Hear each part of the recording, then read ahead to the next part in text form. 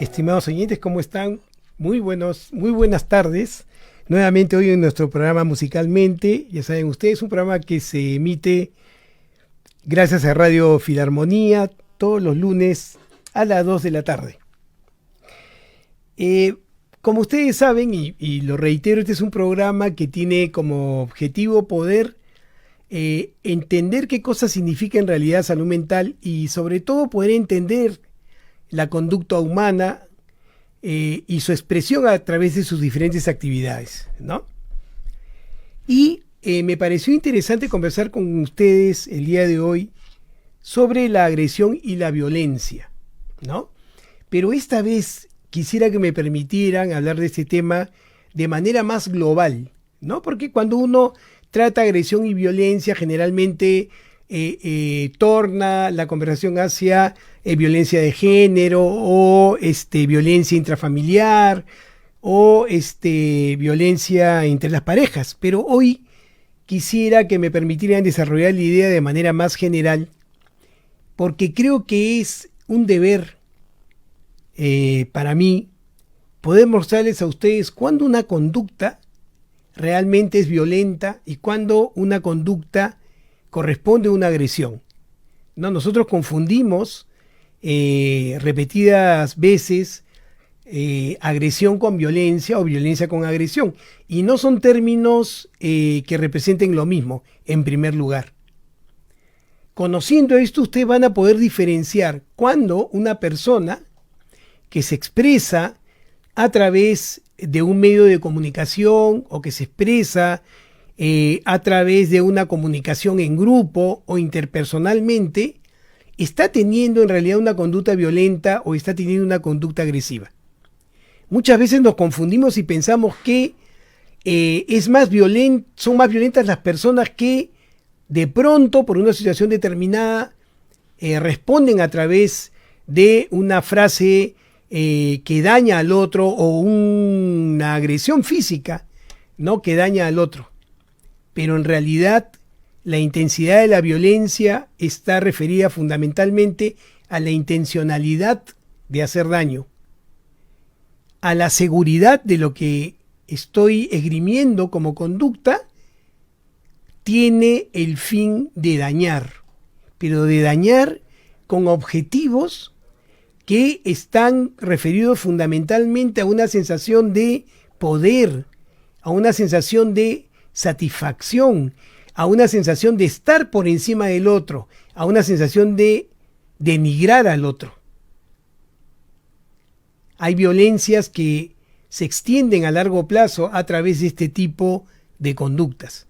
Y entonces yo creo que sería importante que ustedes pudieran reconocer cuando una persona que tiene la responsabilidad de un cargo o la responsabilidad de comunicar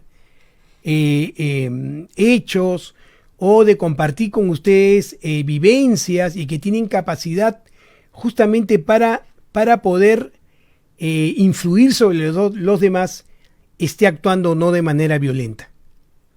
Entonces hoy vamos a hablar de la agresión y la violencia justamente en relación a esta última semana que se ha caracterizado fundamentalmente por conductas violentas reiterativas de diferentes personajes de la política, de los medios de comunicación, etc. Y entonces, como siempre empezamos estas conversaciones, es importante entender que la violencia y la agresión son fenómenos generalizados y representan una carga importante para la salud pública, ¿no? Nosotros en ese momento estamos inmersos en una sociedad sumamente violenta que expresa sus conductas violentas no solamente a través del delito, sino también a través de expresiones y comunicaciones cotidianas que lo que hacen es generar en el otro más bien fastidio, generar en el otro incomodidad, generar en el otro miedo e incertidumbre. Y hace tiempo que nosotros estamos inmersos en esta forma de conducirse, en esta forma de comunicarse, y lo único que hace es generarnos inestabilidad y generarnos inseguridad, y sobre todo el no saber exactamente qué cosa es lo que va a venir posteriormente, qué cosa es lo que nos depara el futuro si nos seguimos comunicando y conduciendo de esta forma.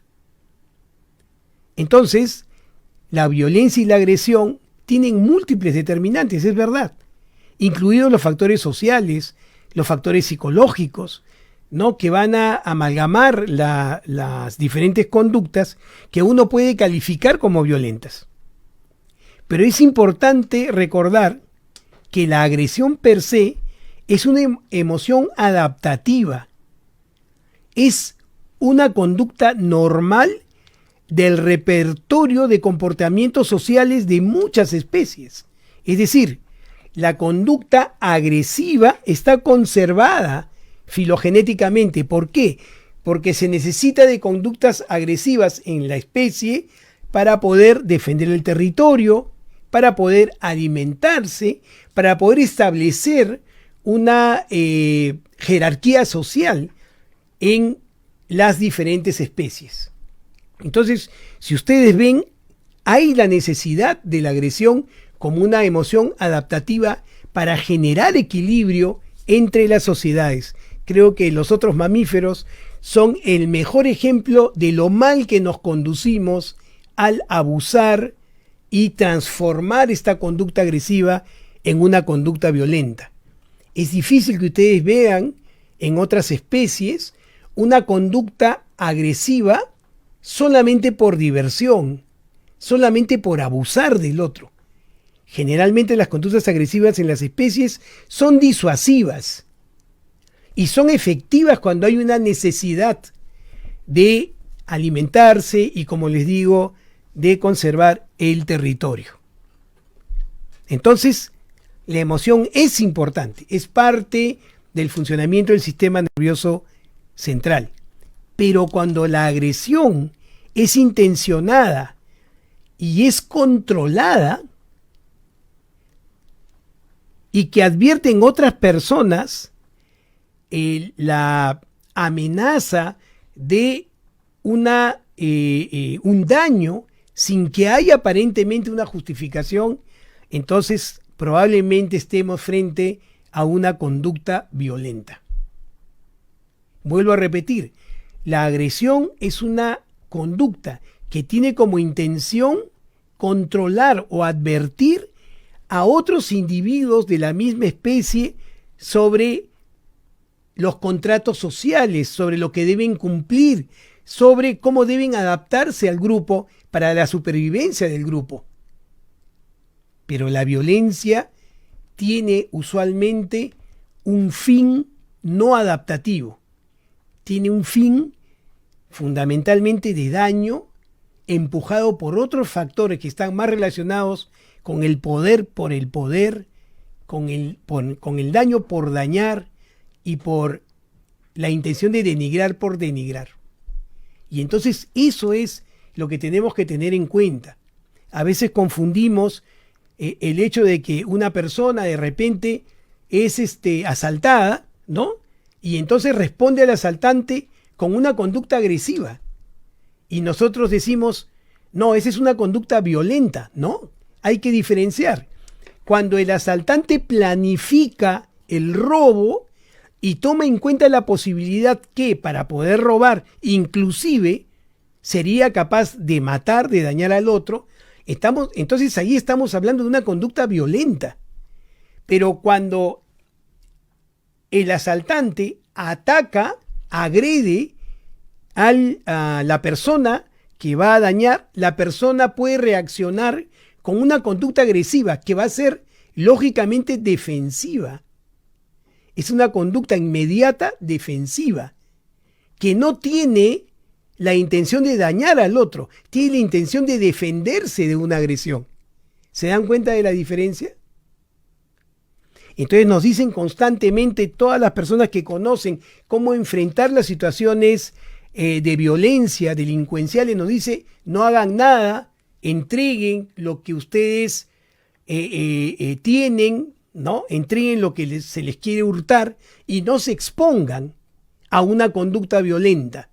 Entonces, ¿qué tiene que hacer el ser humano ante una conducta de este tipo, ante una conducta delictiva, tiene primero que inhibir su respuesta agresiva defensiva. Es lo primero que tiene que hacer. Y es complicado. Es complicado porque está inmerso en nuestra naturaleza.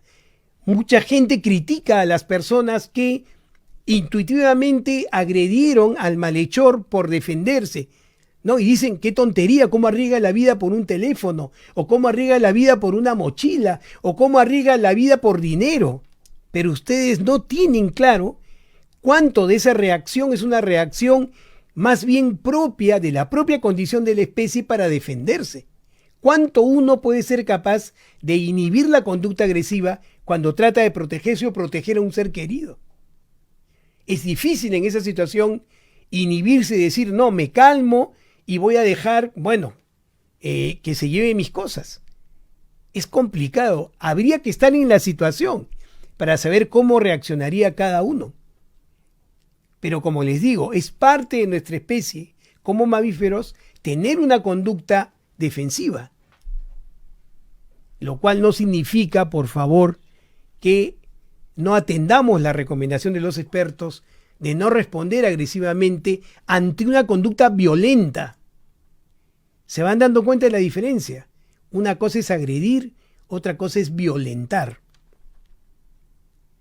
Entonces, sobre ese concepto, podríamos decir que la agresión humana es cualquier comportamiento dirigido hacia otro individuo, ¿no es cierto?, que se lleva a cabo con la intención inmediata de causar daño, sea por una conducta defensiva o una conducta que está dirigida a evitar un daño.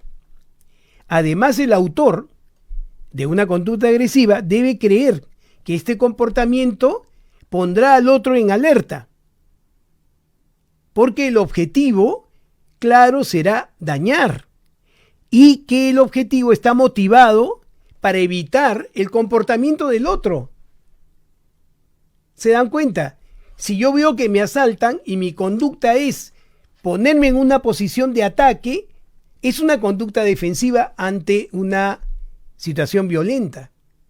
¿Y qué estoy haciendo? Estoy tratando de persuadir a quien me va a asaltar que no lo haga, porque eso podría generarle daño. ¿Estamos de acuerdo? Entonces, esto es lo que conocemos como agresión. Pero ¿qué cosa es la violencia? La violencia es una agresión que tiene como objetivo un daño extremo. Extremo. Por ejemplo, la muerte. Yo voy y tengo una conducta con el objetivo claro de dañar al otro y, si es necesario, matarlo. ¿Estamos de acuerdo? Esa es la diferencia clara con respecto a la agresión. Toda violencia es una agresión, pero toda agresión no es una violencia. En muchos casos existen agresiones no violentas. Por ejemplo, dos niños quieren jugar en un triciclo y un niño empuja al otro. Esa es una conducta agresiva, pero no es una conducta violenta. ¿Estamos de acuerdo? Esa es una diferencia fundamental, ¿no?, que ustedes tienen que tomar en cuenta. Porque ustedes pueden reconocer por la intención del otro qué tipo de conducta tiene, ¿no? Voy a ponerles un ejemplo. Si un político que normalmente es calmado, trata de hacer bien las cosas, tiene una coherencia entre lo que dice y lo que hace, en un momento es abordado por un periodista, ¿no?, que puede tener, porque a veces pasa, una conducta impertinente, como una pregunta impertinente, que es un acto agresivo, el político podría responder de manera agresiva en ese momento, ¿no? Advertir, por ejemplo, cuidado con lo que me estás diciendo, ¿no? Pero esa no es una conducta violenta, porque ustedes ven, no es la conducta usual de esta persona.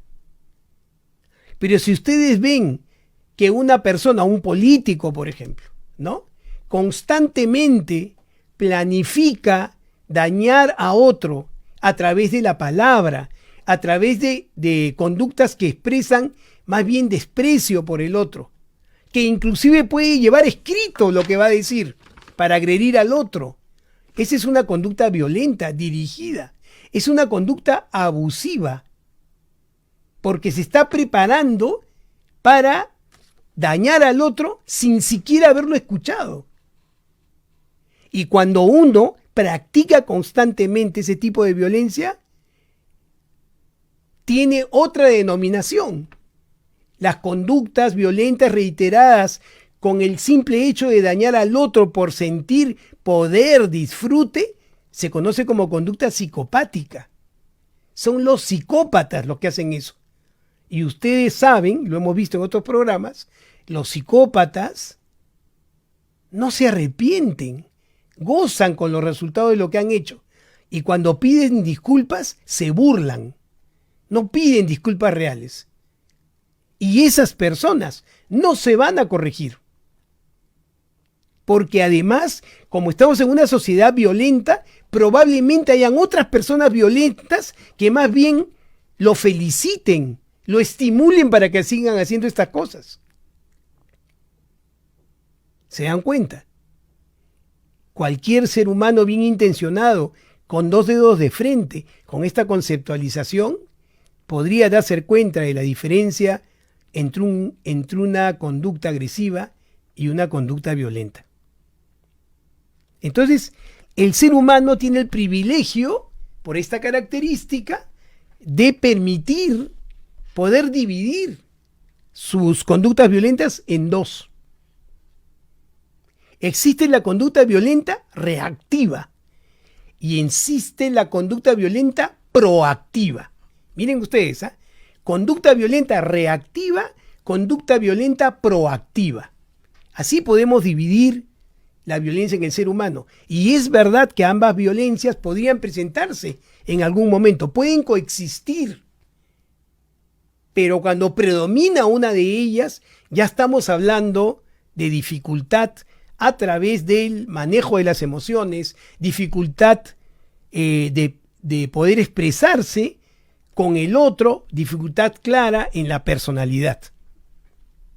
¿Estamos claros? Entonces, ¿cómo puedo yo reconocer una conducta reactiva versus una conducta violenta proactiva? En la conducta reactiva, esta conducta siempre está acompañada de ira y hostilidad. Siempre está acompañada de mucha ira. Uno nota que el individuo reacciona con ira. Pero la proactiva no involucra necesariamente un estado de ánimo negativo. Es decir, yo puedo ser violento con absoluta tranquilidad. ¿Qué les parece? Yo puedo violentar al otro con una voz apacible. ¿Por qué? Porque el proactivo calcula, planifica, el reactivo reacciona, como bien nos provoca decir por el título.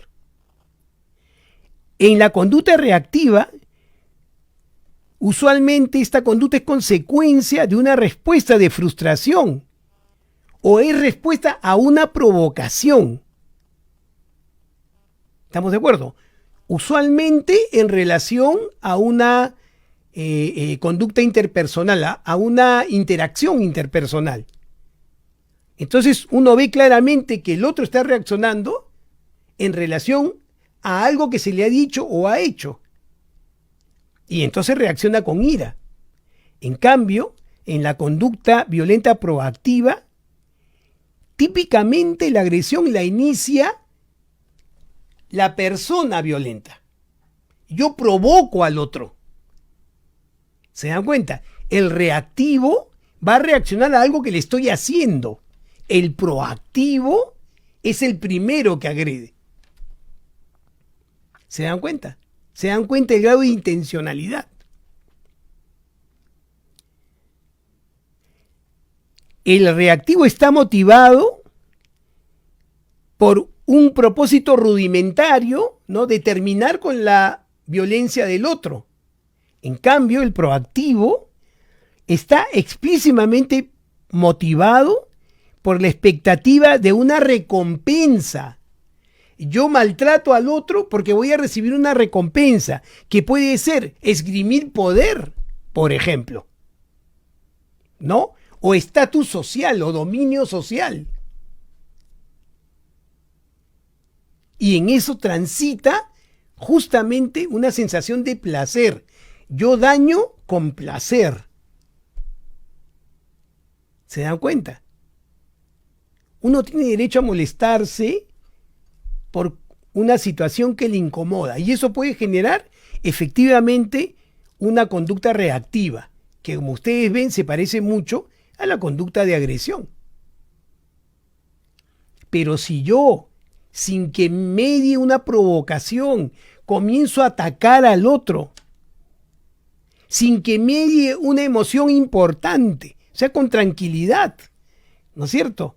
Y provoco intencionalmente que el otro explote. Y esto lo hago claramente para que me observen y vean que yo tengo más poder, ¿no? Y soy capaz de agredir al otro sin piedad. Es lo que se conoce como violencia proactiva. Entonces, lo que ustedes han visto esta semana en la política, en los medios de comunicación, han sido conductas reactivas y conductas proactivas. Y ustedes con esta definición van a poder saber claramente quién planificó dañar al otro y quién reaccionó a los improperios del violento. Han habido honrosas excepciones donde se han visto personas que se han tenido que inhibir, justamente su reacción para no generar o no darle oportunidad a quien está generando la conducta violenta para continuar en ese proceso.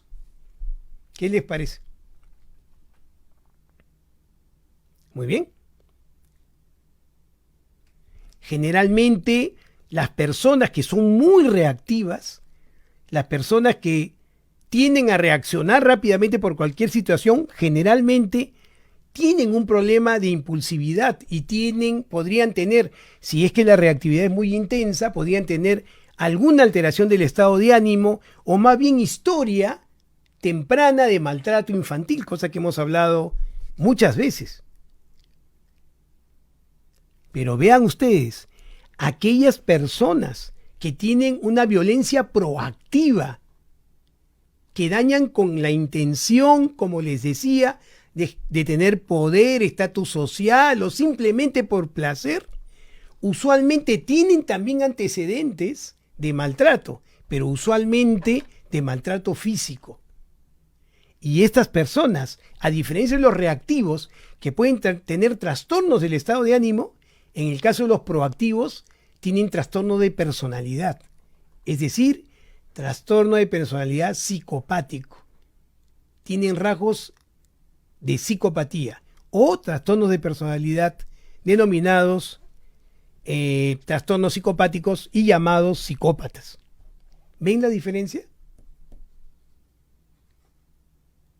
¿Se dan cuenta? Entonces, si yo me enfrento lógicamente a una persona que es agresiva, pero que es extremadamente agresiva, donde cualquiera de las conductas va a generar una conducta agresiva, pero en reacción a un proceso, ¿no es cierto? Estaríamos hablando de una alteración del proceso de la agresión, que está relacionado fundamentalmente con trastorno del estado de ánimo.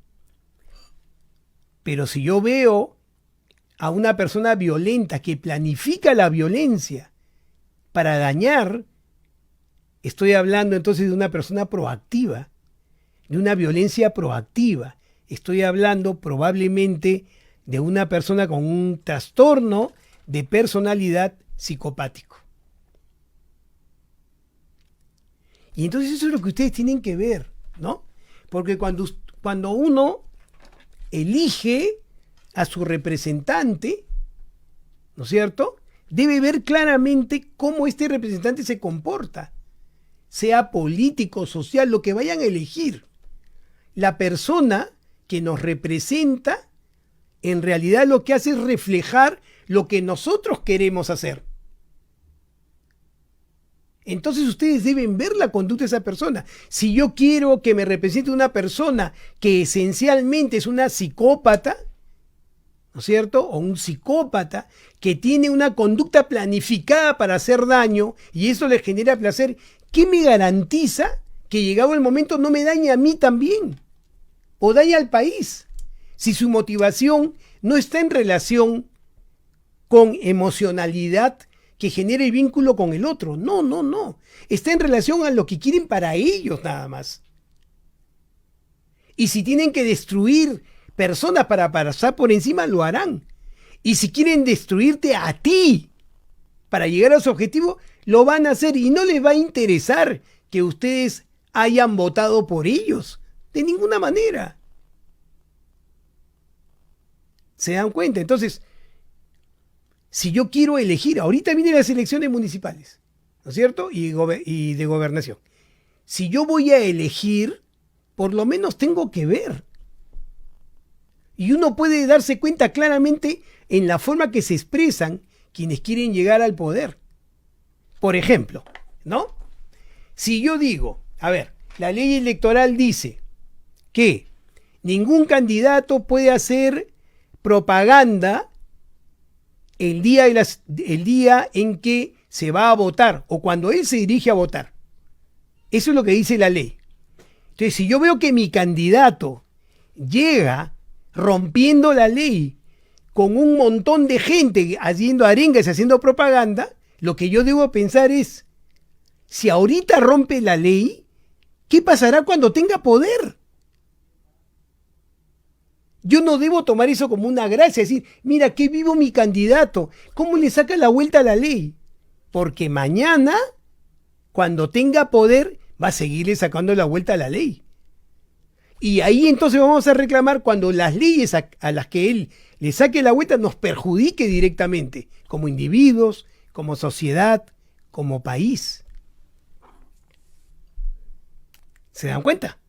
Entonces tenemos que tener cuidado, y esto no necesita tener una gran formación en psicología, no se necesita, solo se necesita observación. Si la persona que está hablando me incomoda su tono de voz, su agresividad, la forma en que habla de los demás de manera negativa, en vez de hablar de las cosas que puede hacer, tengo que pensar que eso podría ser lo mismo cuando llegue al poder. ¿Se dan cuenta? Entonces, ¿qué cosa es lo que nosotros queremos para nosotros? ¿Quién quieren ustedes que nos represente? ¿Cuál debe ser el historial de la persona? Si yo tengo una persona que constantemente engaña, constantemente estafa, tiene antecedentes judiciales, lo que yo tengo que pensar es que tiene una conducta reiterativa de agresión y de engaño. Eso se califica como violencia, es violencia social. Y entonces, ¿cómo voy a votar por esa persona? Si lo que va a hacer esa persona al llegar al poder es hacer gala de esa violencia social. Y los primeros perjudicados, ¿saben quiénes van a ser? Ustedes, nosotros. Y eso, estimados oyentes, no tiene tinte político. No está en relación al partido A, B, C o D. No tiene relación con que el individuo sea de izquierda, de derecha, de centro. No. Un psicópata es un psicópata en cualquier condición. Y lo que debemos evitar es que esa gente llegue al poder y nos represente. Y ustedes tienen la posibilidad de poderlo reconocer. Les estoy dando los tips para hacerlo. Y esto está inmerso en el cerebro, está inmerso en el sistema nervioso. Miren ustedes. A ver, yo les he contado, cuando el niño nace, lo primero que se activa es su sistema de emergencia, ¿ya? Que está modulado por la amígdala. La amígdala es la que me dice, oye, esto es peligroso, ten cuidado. Y después madura la corteza que se encarga de memorizar todo aquello que vamos aprendiendo intuitivamente a través de la memoria implícita. las situaciones de peligro, qué cosa debo tener cuidado, etcétera. Y después se desarrolla la corteza prefrontal medial, de la que hemos hablado muchas veces. Esa corteza prefrontal medial que pone en tela la expresión justamente de mis emociones, lo que me agrada, lo que no me agrada, lo que quisiera, lo que no quisiera. Y entonces, la agresión es producto del equilibrio entre la amígdala, la corteza prefrontal medial y lo que yo aprendo a través del hipocampo. Es un equilibrio. ¿Se dan cuenta? Las personas menos agresivas serán aquellas que tienen una corteza prefrontal medial bien desarrollada, una corteza prefrontal medial que les permite la socialización, que les permite verse en el otro, que les permite capacidad de empatía, ¿ya? Y una amígdala también encendida. Y ustedes miran, ¿pero por qué? Porque la amígdala es la que me va a decir, oye, no traspases la ley, eso está mal, eso tiene un castigo, vas a perjudicar a otros. Entonces, una persona que se conduce adecuadamente y que no tiene intención de dañar al otro, tiene una corteza prefrontal medial poderosa y tiene una amígdala importante también, porque la amígdala es como el Pepe Grillo que le va a decir, oye, no hagas eso. ¿Estamos de acuerdo? Entonces, yo puedo tener dos extremos del proceso que les acabo de señalar. ¿Qué pasaría si yo, de pequeño, ¿no es cierto?, sufro negligencia, no me dan cariño, no me permiten desarrollar mis emociones? Lo que va a pasar es que la amígdala se va a súper desarrollar. Y la corteza prefrontal medial, que es la que debe decirme, oye, mira, la gente se va a achicar, no va a crecer. Y entonces, ¿qué voy a hacer? Voy a ser una persona reactiva. Todo me va a causar temor. Voy a responder con agresividad a cualquier estímulo, sobre todo si es afectivo. Y eso me va a generar alteraciones del estado de ánimo, ansiedad, depresión. ¿Estamos de acuerdo?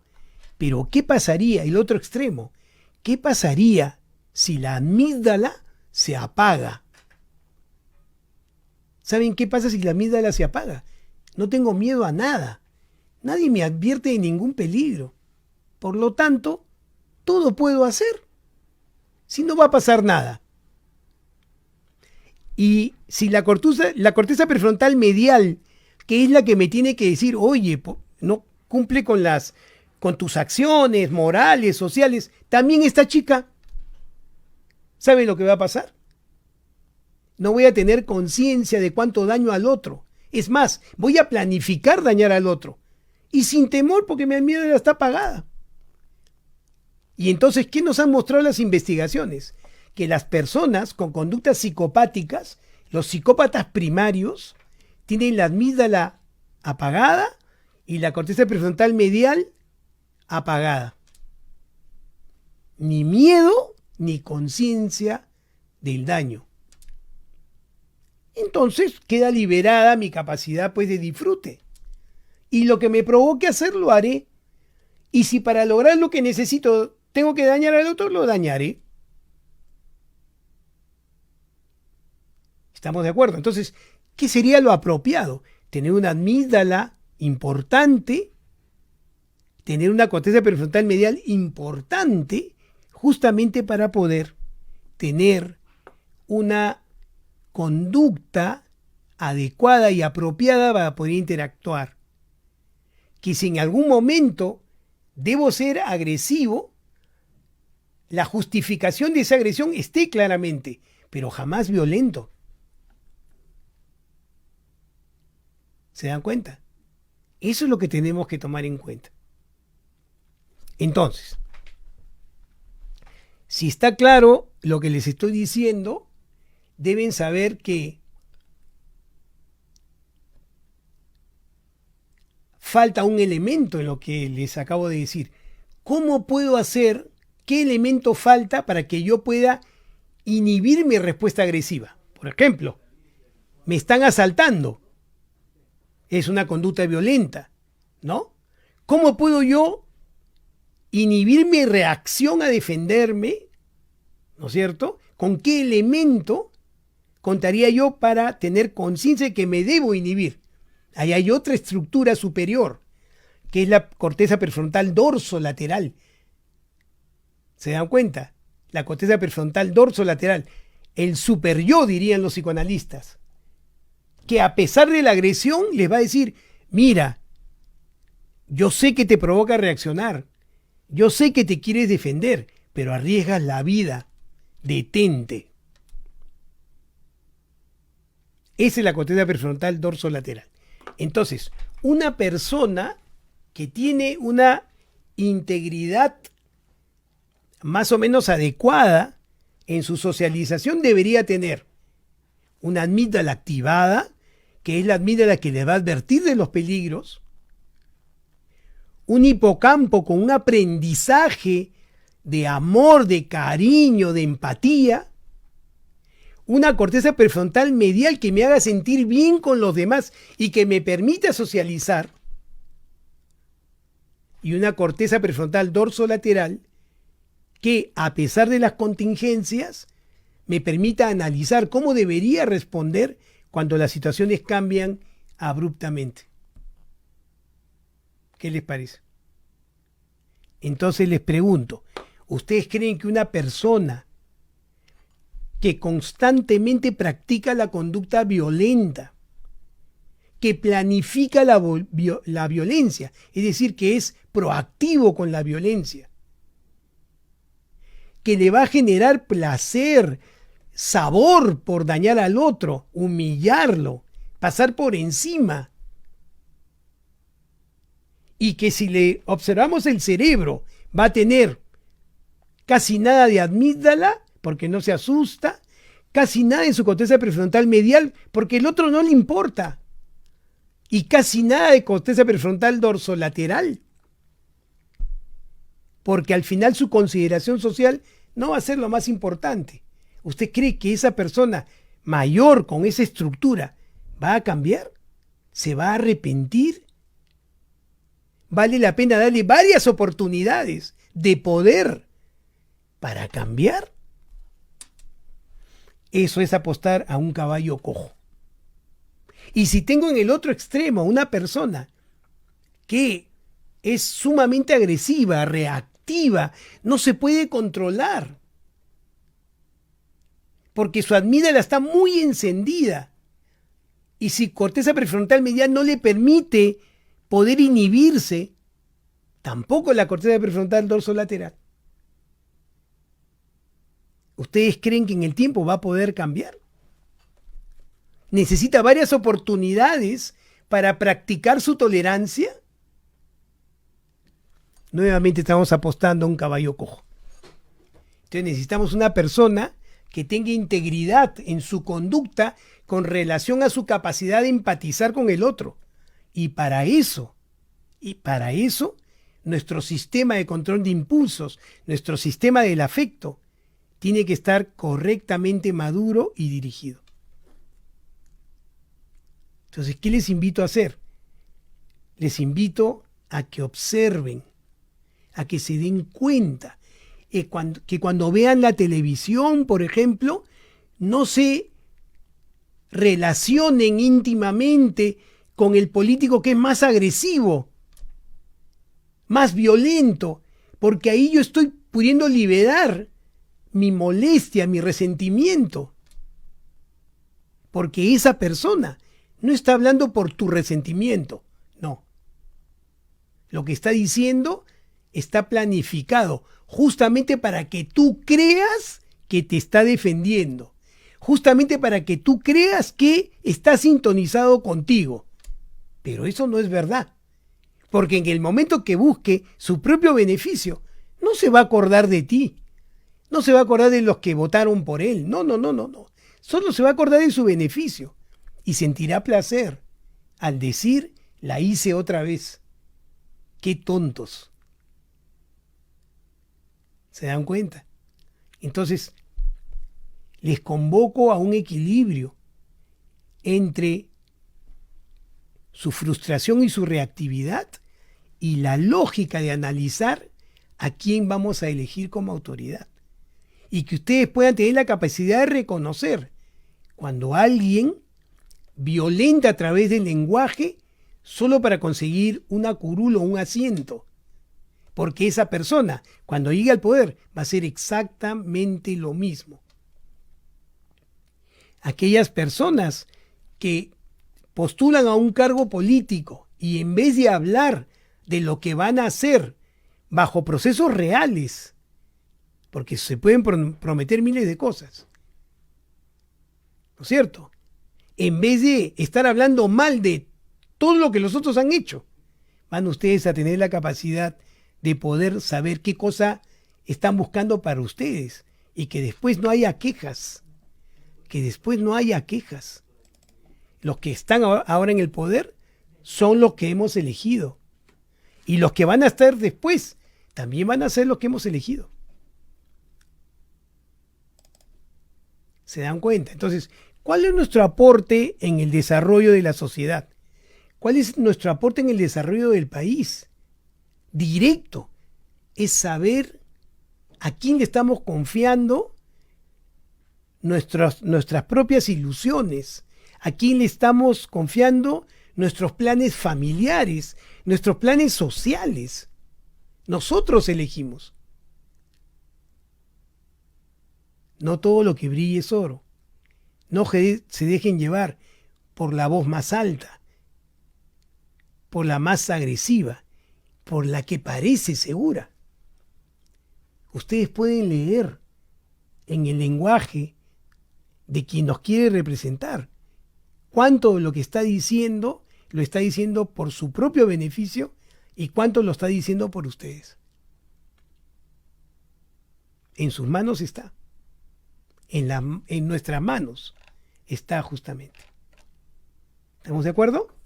Bueno, pueden llamarnos ustedes al 512-6161 para cualquier pregunta y voy a empezar, mientras que espero sus llamadas, a contestar las preguntas del Face.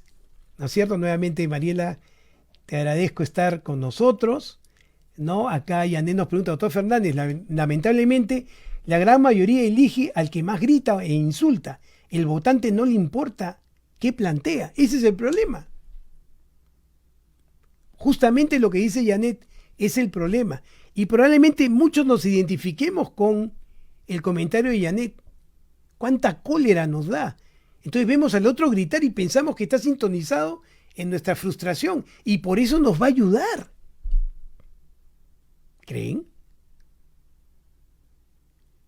Por eso les digo, vean ustedes nomás en los canales de televisión, los noticieros. ¿Cuáles son los noticieros que la gente ve más? Y se van a dar cuenta cuánto la violencia transita en la información y cuánto a nosotros nos gusta pegarnos en ese tipo de información. Si no hay escándalo, no hay noticia. Si no se exacerban los argumentos, si no se exagera en los hechos, no hay noticia. Y si hay necesidad de mentir para que la noticia se vea más grande, entonces mejor. Nosotros tenemos que tener la capacidad de poder distinguir cuando hay una mala intención en lo que nos están diciendo y cuando lo que nos están diciendo es cierto. Por eso es que debemos ver todo lo que podamos, no un solo canal, no un solo noticiero, porque va a haber un sesgo. Hay que explorar, hay que ver, ¿no es cierto? Uno, otro canal. Si van a leer periódico, uno, otro periódico. Escuchen a todos. No podemos tener pensamiento concreto cuando estamos hablando de política. ¿Estamos de acuerdo? Pilar nos dice, el gran problema, doctor, es que estamos llegando a un enfrentamiento del no querer escuchar al otro, solo al que está de acuerdo con uno. ¿Se dan cuenta? Miren qué interesante lo que nos dice Pilar. Claro. Si nadie quiere escuchar a nadie, ¿cuál es la voz que más se va a escuchar? La voz más fuerte, pues. Se va a escuchar más al que más grite. Y yo me voy a sentir identificado con ese que más grita. Porque como yo estoy molesto y él también, debemos tener las mismas motivaciones. ¿Se dan cuenta? Entonces, no es un buen criterio de elección escoger al que se le escucha más porque grita más. Estamos enfrascados en una violencia que no nos permite tener claridad en lo que queremos. Creemos todo lo que nos dicen. Todo lo que nos dicen. Y no hacemos mayor análisis. ¿Y cuál es el factor que hace que creamos más en alguien? Es que hable fuerte, aparentemente claro y desdeñe a otros. Esas son las condiciones. Y por último, al final, yo te voy a salvar. ¿No? Hay que tener mucho cuidado, entonces, cómo interpretar lo que escuchamos, ¿no? Nos saluda María, gracias por estar ahí. Janet, que nos dice, sí, pues, difícilmente el político que tiene las características de violencia proactiva y psicopatía va a cambiar. Muy complicado, ¿no? Muy, muy complicado. Gracias, Elizabeth, por estar ahí. Gianluca nos pregunta, buenas tardes, doctor. ¿Los libros pueden incitar a la violencia? Sí, en realidad. A ver, voy a contestar la pregunta de manera más completa porque leer es bueno, por si acaso, ¿no? ¿Qué sucede? Hay lecturas y lecturas, ¿no? Hay libros y panfletos. ¿Estamos de acuerdo? Hay libros con análisis y discusión. Hay libros que solo nos gritan una sola cosa. Entonces, el libro per se no tiene que producir violencia si es que nosotros entendemos que quien escribe el libro quiere mandarnos un mensaje. Nuestra obligación es cotejar ese mensaje y esa información. Esa es la idea fundamental del leer. Por eso leer siempre es un privilegio. ¿Ah? Elizabeth nos dice, el narcisismo es una de las características bien marcadas del tipo de personalidad psicopática. Mi querida Elizabeth, te cuento algo, ¿ya? Por favor, sin desmerecer tu comentario. Tú sabes que en psiquiatría y en psicología, como en cualquier área del desarrollo del ser humano, hay cosas que se ponen de moda, ¿no? Bueno, te cuento que hoy está de moda el término narcisismo. Todo el mundo es narciso hoy hasta que no demuestre lo contrario. Hace muy poco estuvo de moda el término bipolar. Todo el mundo era bipolar hasta que no demostrara lo contrario. Anteriormente estuvo de moda el término TLP, trastorno límite de la personalidad. Todas las mujeres eran TLP hasta que no demostraran lo contrario, ¿no? Otro término que está de moda es tóxico, ¿no? Es una relación tóxica. Nadie sabe exactamente qué significa eso, pero nos suena bien. ¿Estamos de acuerdo? Hay que definir lo que es narcisismo. La conducta psicopática comparte algunos síntomas del trastorno de personalidad narcisista, sí. Pero un psicópata no tiene que ser narcisista para ser un psicópata. ¿Estamos de acuerdo? Entonces, aclarando siempre el término, gracias Elizabeth por tu intervención. Pilar nos dice, casi todos los periodistas que hacían investigación salieron de señal abierta y ahora hay que entrar a la web para buscar otras opiniones. Sí, pues, eso es lo que pasa también, ¿no? Sí es verdad que hay grandes intereses, pero hay grandes intereses de todos los lados. Todos tienen intereses. Y esos intereses van a movilizar o sacar del cuadro a aquellas personas que son incómodas. Y cuando digo incómodas, por si acaso, no estoy diciendo buenas o malas, que dicen la verdad o mienten, simplemente que sean incómodas. Y ahí todo el mundo entonces paga pato. Si uno es un buen periodista y es incómodo, saldrá del cuadro. Si uno es mal periodista y es incómodo, también va a salir del cuadro. También. Todo va a depender de cómo se muevan los intereses de grupo o personales porque así es la violencia proactiva, justamente. Uno piensa en uno y en sus objetivos. Los demás no interesan. Rosa María nos dice, doctor, felicitaciones. Desde la salud pública, ¿cómo se puede abordar el impacto? Este impacto masivo es muy preocupante. Así es. Lamentablemente, Rosa María, lo que hay que hacer es hacer intervenciones tempranas. Hay que hacer que nuestros niños tengan un desarrollo adecuado, sin negligencia, sin carencias, porque eso es lo que genera posteriormente personas agresivas o personas con conductas psicopáticas. Miren ustedes, ayer nomás ha salido un reporte en donde se ven que niños de corta edad, ¿no es cierto?, desamparados, han sido puestos en centros de rehabilitación para farmacodependientes. ¿Qué creen ustedes que vamos a lograr con eso? ¿Ustedes creen que estamos de alguna u otra forma protegiendo a la niñez, poniéndola a edades tempranas junto a personas farmacodependientes? Claro, mi querida Rosa María, eso no da votos. ¿A quién le interesan los niños desamparados? ¿A quién?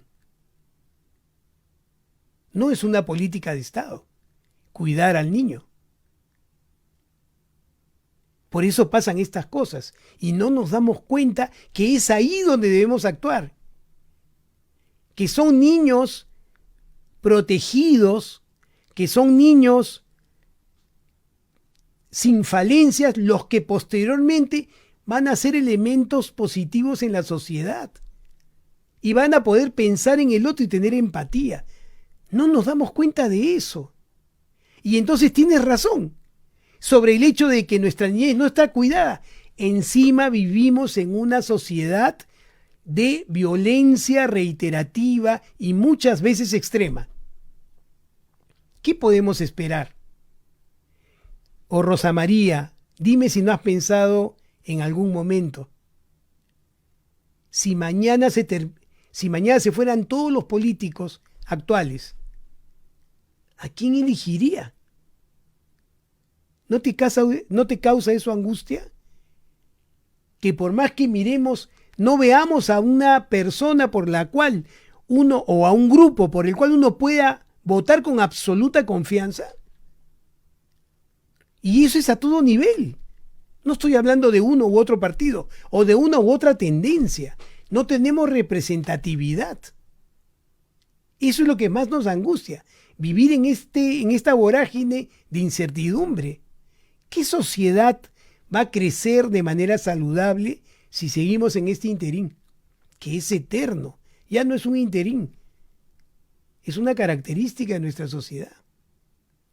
Nosotros estamos sin querer, o algunos queriendo, implementando una zozobra permanente. Lo que pasa es que a río revuelto, ganancia de pescadores. ¿Cuánto de las personas que son responsables de esta incertidumbre realmente quieren al Perú? Más allá que a ellos mismos o a su familia. ¿Cuántos realmente quieren al Perú? Querer al Perú no es ir al Mundial, a verlos a Qatar, cómo juega pelota la selección. Eso no es querer al Perú. ¿Cuánto queremos al Perú en el día a día? ¿Cuánto? ¿Cuánto cuando uno está manejando y ve a la gente que come y tira la basura por la ventana? ¿Cuánto quiere al Perú? ¿Me comprenden? Entonces, cuando estamos en esta circunstancia, nosotros tenemos que asumir nuestra responsabilidad.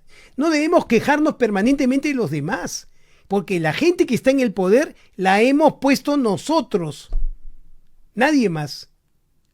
Nuestra obligación hoy en día es pensar, cotejar, ver, comentar, para tener conciencia de lo que queremos hacer. Basta de violencia. No podemos vivir en una sociedad violenta. No podemos vivir así. Vamos adelante. Cada uno de ustedes puede.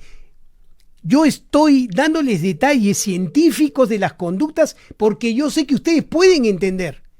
Sí, señores, ustedes pueden entender. Y el que puedan entender tiene dos aristas. Uno, que están en capacidad de elegir a sus gobernantes. Y dos, que es su responsabilidad, es responsabilidad de todos. Vamos adelante, querramos más al país, pensemos más en nuestro país como sociedad, como objetivo común. Dejemos de pensar solamente en lo que nos conviene, porque así, ni siquiera nosotros, si tenemos la oportunidad de aprovechar esta vorágine, como les digo, de desorden y ganar más, vamos a ser beneficiados. Vamos adelante, vamos todos juntos. Somos un solo país. Bueno, ha estado con ustedes el doctor Alberto Fernández. Discúlpenme la emocionalidad en los que les he hablado hoy. La verdad que todos hemos vivido una semana terrible, terrible emocionalmente, ¿no? El sentir que no avanzamos, más bien empeoramos cada día, y esta tendencia que tenemos de responsabilizar a otros y no darnos cuenta que somos nosotros quienes hemos elegido nuestras autoridades. Vamos a responsabilizarnos, vamos a pensar en nuestra familia, en la sociedad y en el país, y votemos con conciencia por la tendencia que sea, pero con conciencia, sabiendo lo que estamos haciendo para después decir, acerté o de repente no, y pueda aprender del error para volver a intentar hacerlo mejor. Un saludo para todos ustedes y que tengan una linda semana, sin violencia. Gracias.